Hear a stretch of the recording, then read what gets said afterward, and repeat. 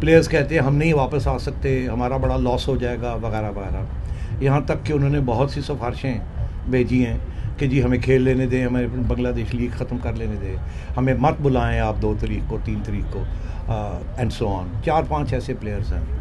میں پھر بھی یہ کہوں گا کہ جب نیشنل انٹرسٹ کسی سٹیج پہ سامنے آ جاتا ہے تو پھر ہم اپنا کانٹریکٹ کو انفورس کرتے ہیں.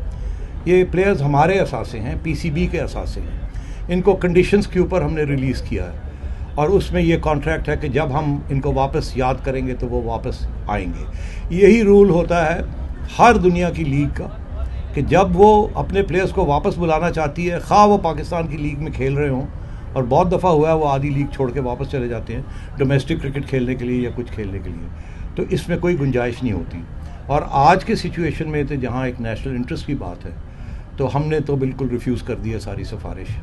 میں نے کہا آپ کو واپس آنا پڑے گا، آپ کو کوئٹہ جانا پڑے گا، وہاں کھیلنا پڑے گا، وہاں بہت عوام پاکستان کی منتظر ہے، اور آپ مہربانی کر کے $5-10 ہزار اگر آپ کے نہیں زیادہ ملتے تو کوئی بات نہیں، ہم آپ کو ہمیشہ فیسیلیٹیٹ کرتے ہیں ہر چیز کے اندر، اور آپ کو کھیلنے دیتے ہیں یہ لیگز، اور کوئی کسی قسم کی رکاوٹ نہیں کرتے. حالانکہ کانٹریکٹ کے اندر ہمارا رائٹ ہے پی سی بی کا ٹو ڈو دس. تو اس لیے میری ریکویسٹ یہ ہے کہ at this time please put national interest above everything else. اپنے ذاتی انٹرسٹ یا اپنی فرینچائز کے interest should be put behind the sense. اگر آپ نہیں دینا چاہتے آپ کا فرینچائز کا نام بیکاز اور کوئی پلیئرز ہیں تو ٹھیک ہے، اٹ ڈزنٹ میٹر، ہم اپنی شرٹ بنا دیتے ہیں پشاور اور کوئٹہ کی، مگر وہ بات نہیں بنے گی جو کہ بنتی اگر نام آپ لوگوں کا آ جاتا. تو یہ اب آپ کا فیصلہ ہے. اگر آپ ابھی بھی اڑ جاتے ہیں اس چیز کے اوپر تو ٹھیک ہے، I will not stand in your way, but this is something the people of Pakistan will remember.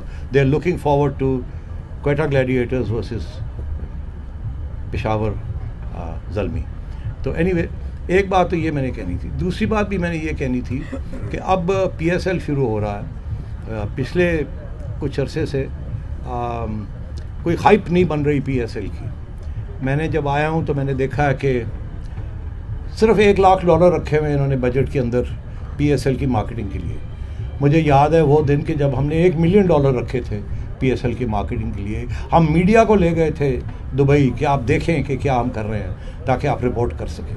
اور وہ میرے اوپر آڈٹ بیورو نے کیس کیا ہوا ہے کہ جی آپ میڈیا کے کیوں لے کے گئے تھے وہاں.